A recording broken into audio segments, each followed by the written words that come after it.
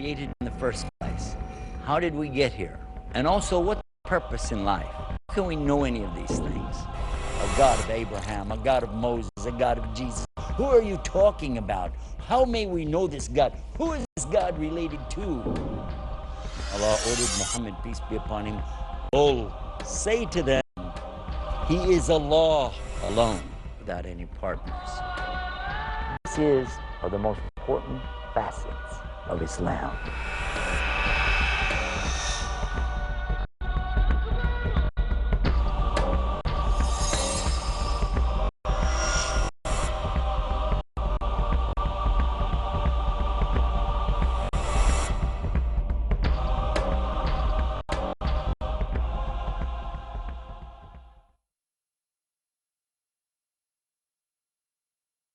Islam, like a precious gem, has many beautiful facets. Explore with us now the facets of Islam. Assalamu alaikum wa rahmatullah. I'm Yusuf Estes, your host for Facets of Islam. Today I wanted to talk about something that might surprise you a little bit. When we talk about religion, you'd be surprised to hear this word, evolution. But that's not the facet. The facet that I want to talk about is creation. But what does the role of creation versus evolution play in Islam? Is there room in Islam to even discuss the subject of evolution? What are other religions? Consider this. In some religions, if you even say the word evolution, they're going to go white. They're going to say, ugh, don't even open up this subject. We don't want to hear about it. Others consider it and say, well, it's there, but we don't know how to resolve creation versus evolution. In fact, I found the only one that really has the answers is Islam. And this important facet of Islam, creation, actually explains evolution at the same time. There is, according to Islam, a God, one only God, creator, sustainer of all that exists. And his name is Al-Khaliq. This is one of his attributes. He has many attributes. We call him his names, but it's still Allah. And this is one of the things that he does. Al-Khaliq, the creator. It means he is the all creator. It means that no other creator is out there. There's no other creator existing anywhere at any time. If it exists, he created it. He created everything. The heavens, the earth, and everything in between. The mountains, the rivers, the streams, the plants, the animals, the humans, the angels, the jinn, all created by one, Al-Khaliq. But where does this subject of evolution come into play? Evolutionists, those who believe that everything evolved from something else, have a few theories that they can't really back up in proof. One, they talk about that everything all started out from a single mass. Then it exploded. And then after it exploded, that all of these other things came out of that. And then basically evolved what we see today. They explain life in a way that they talk about at one time the earth was covered in water. And then a blue-green algae began to surface over the earth. And from it came some type of amoeboids that began to eat this algae, and then some larger ones that ate those, and bigger ones that ate those, and eventually became fish-like creatures. Then these fish-like creatures developed large, what you call gills or fins, and they began to jump out of the water, jumping out, trying to catch these gnats and bugs and butterflies and things flying over. And that's how the first wings came about, by these things jumping out and using their fins as wings. They said it happened over millions and millions of years. Then they talk about some of the other ones who creeped up on the land trying to get food, and that eventually that their fins turned into legs and they became the prehistoric alligators, crocodiles, snakes, and things of this nature. And from there, these things began living in trees and so on, and then their generations evolved into others. And eventually we have these huge lizards that are going about the earth, eating plants of all kinds, and then other kinds of lizards that are going to eat them. And these are the dinosaurs and Tyrannosaurus Rex. And the only reason I'm laughing is because of the way it's presented in the books. It's not that we as Muslims would denounce or deny that such things happen, but it's the way they go about trying to put it all together. One of the things that they say is that these fish-like creatures jumped out of the water, and that's how wings were first developed. They said they were jumping out of the water to catch these bugs, but they forgot those bugs had wings already. Where did they get this idea from? Where did they get this notion? You said these bugs or butterflies or dragonflies are flying over. Where did they get their wings? Where did they come from? And there's no answer. And when you talk about these things creeping up onto the ground, how in the world do you explain that their lungs changed from the lungs of a fish, which have to breathe in the water? They don't breathe oxygen like we do. How did that get converted? Then to talk about them becoming a bird, this is ludicrous, because birds are built totally different than fish. Completely. Ask anybody who's done even the basic study in biology and plant life and anything to do with animals. Just ask them, is it really logical? And unless they've been indoctrinated with these theories too heavy, they'll have to admit, well, there's no real proof. There's no incident in particular we can point to. In fact, in recent years, a number of scientists have come to the conclusion that there are certain things that just appeared on the scene. They did not evolve from something precursor before it. No. And they said there must be some intelligent design in the universe, and those who subscribe to that today are called, those scientists talking about ID, intelligent design. Now, they're not going to say there's a God. They're not going to go that far. Most of them are going to just say, well, there's something. There's some intelligence out there, and they're calling it ID, intelligent design. How long, I'm asking myself, how long is it going to take before they wake up and realize that that intelligent design is none other than the only God that ever existed? Let us look now to the Quran and see how the Quran deals with this subject. The Quran tells us that Allah created everything, and He brought into being the earth and so on, all from a single mass, one matter. He cleft it, and He made it go asunder. In other words, He did bring everything out of a single mass, but He didn't say He blew it up. He divided it according to His plan. And you can think about this and see what makes most sense to you, what Allah says or what a scientist says. Because if it's a blowing up, if it's just something being basically thrown into chaos, how could it come about that we have the beautiful universe we see today, with planets, stars, all in orbits, all going along their course as they go? This is what's described in the Quran about the universe. But according to the scientists who said everything just blew up, I'll ask him, just take a water glass and drop it on the driveway, on the cement, and what will happen? And it will shatter into millions of pieces, hundreds of pieces. Take another and drop it, and another, and they'll keep shattering and breaking up. And never one time out of billions of times is it going to happen that you drop a glass and it's going to split right down the middle and make up 2 glasses or 6 or 12 that are real nice and equal, just like each other. Never, ever happened. And if I said something like that, they would say, that's crazy, this is ludicrous, where do you get that? Say, from you. You said the whole universe blew up like that. Think about it. Now, without going too far into that aspect, I just want to come back now to what Allah tells us in the Quran about the earth itself. He tells us in Quran that He brought all life of water. Now, this is 1,400 years ago. 1,400 years ago, He said He brought all all life out of water, meaning exactly what we know now from archaeological studies, what we know from our scientists and geologists, that in fact the earth was covered with water. Yeah. And all life came from that.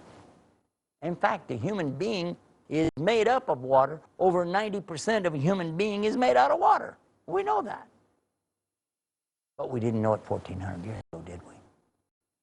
Let's talk about evolution. I want to talk about evolution. According to those who claim to follow evolution theory, they would pretty much adhere to what I just described to you, and then they carry it a step further. They've got some creatures evolving into others and becoming marmosets, or the precursor to the monkeys. Then from these basic monkeys, they come up with these apes, such as gibbons, orangutans, gorillas, chimpanzees, and from them, they're telling us that these are the precursor to the human being. Well and good. Only one clear problem, and a child asked me this one. A small child said, well, if there's evolution like you said, and if everything turned into these other things, and if humans came out of monkeys, then why do we still have monkeys today? Good question. If you still have monkeys, apes, gorillas, chimpanzees, if you still have these apes, then how do you explain that?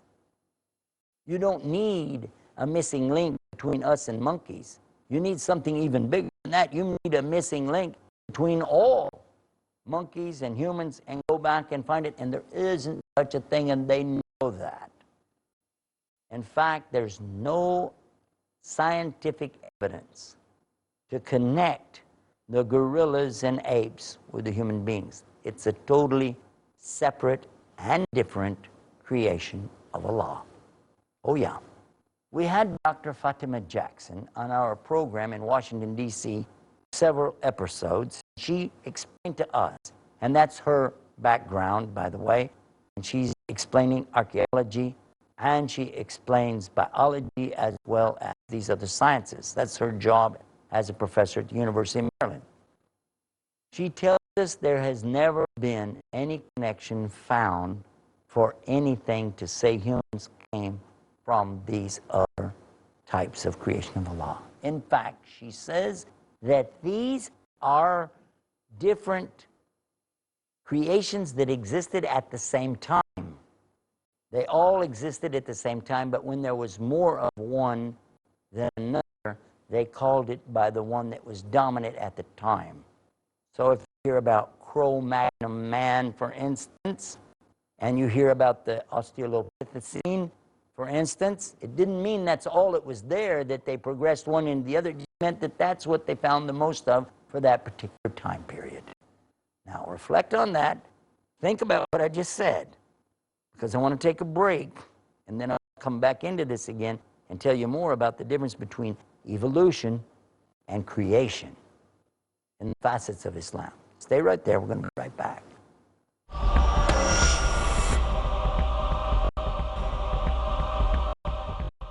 Assalamu alaikum. I'm Yusuf Estes, your host here on Facets of Islam. Welcome back. We've been talking about a subject that's pretty sensitive to some folks, the subject of evolution in religion compared to creation. Almost every religion out there claims that God is the creator, or their gods create different things. But when you come to this subject of evolution, that's when the hair begins to stand out on end and people start to get really excited. Evolution, how does that fit? Well, in our earlier part of this episode, we've already discussed that a lot of what's being said by scientists is not really fact. In fact, there's no real connection between some of the things that they say and what the evidence is.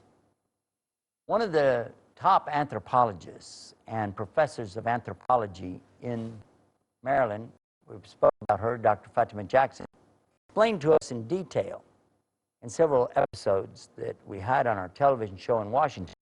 And she said that actually these different time periods that they speak about, Precambrian, for instance, and the Australopithecine time, the Cro-Magnon time, and so on. All of these different time periods didn't have just one specific creature that they claimed to be the precursor to man. In fact, they all existed at the same time. What they would find is there's more of one than another, and that when Cro-Magnon man, there were more of those than there were, let's say, the Australopithecine, and they called it that period. But in fact, they did exist at the same time. It says there's a time when all of them were gone. There were more. And then human beings came on the scene, separate, different, and not connected. This is exactly what we find in the Quran. Allah talks to the human beings in the Quran, telling us that He created others before us and He totally destroyed them. We know that from the Quran, that there have been others before us and that He destroyed them all. What were they like? He doesn't go into detail. What did they do? Again, we didn't find details, but the fact is that Allah has told us that He created us as human beings today in a different way, in a perfect way. And He says about it, لَقَدْ خَلَقْنَا الْإِنسَانَ فِي أَحْسَنِ تَقْوِيمٍ, that He, in fact, is the creator of the human beings, and He created us in the best shape, the best way. The humans, as we know today, are the humans from now to the end of time. This also rules out, by the way, the little green men from Mars. It rules out space visitors and weird concoctions that people have come up with from other planets. Because the only two that Allah speaks about in the Quran are the jinn and human beings. The jinn, we do not see them. They're another creation created before Adam. They're made from a smokeless fire. They've been around a long time, longer than we have. They live longer than we do. They're different than we are in many aspects. But whether they're the same is that they have free choice, and they can choose to believe or disbelieve. From them are Muslims. Some are Christians, others Jewish. Some are different pagan religions, or they don't believe in God at all. The important thing to know, though, is they have a choice, just like we do. They can choose to believe, they can choose to disbelieve. It's always up to them. Now, I want to come back to the subject of evolution. There is evolution mentioned in the Quran, and it's one of the names of Allah. One of Allah's characteristics described in the Quran is the evolver. He is Al-Bari. And Al-Bari means the one who takes something from one shape and then brings it into another shape, evolving it. That's one of the 99 names of Allah. So this solves it. You want to know about evolution? We know all about it. It's been in the Quran for 1,400 years. We didn't need Darwin to come along with his monkey theory. There was Islam. Islam has been there 1,400 years plus, telling us that Allah did in fact evolve many things. He brought this out of that, and that out of this. He describes it in the Quran. Read it. But He never said that He brought the human being out of a monkey. In fact, we know as Muslims the same thing the scientists are today discovering, that He created each thing in its perfected state. He didn't create an egg and then let it hatch open. That was not the normal way that He did business. The way Allah did was to create everything by pairs. He created a rooster and a chicken. He created the lion and the lioness. He created a man and a woman. He created everything in pairs.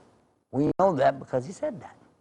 Now the scientists have said to us, and these are the ones who are talking about ID, intelligent design, we mentioned in the first part of this episode.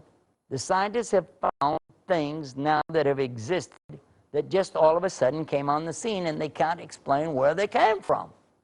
They didn't evolve, they just showed up. No clue? I'll give you a clue. Look in the Quran. Read the final and the last revelation to mankind for yourself and discover. Discover who is the real Khalaq, Al-Khaliq, the creator, Allah, and find out who is Al-Bari, the evolver, the one who evolves. It's Allah. Now, let's talk about the relationship between creator and created. Now we're talking about the things that Allah created, and we're talking about Allah the creator.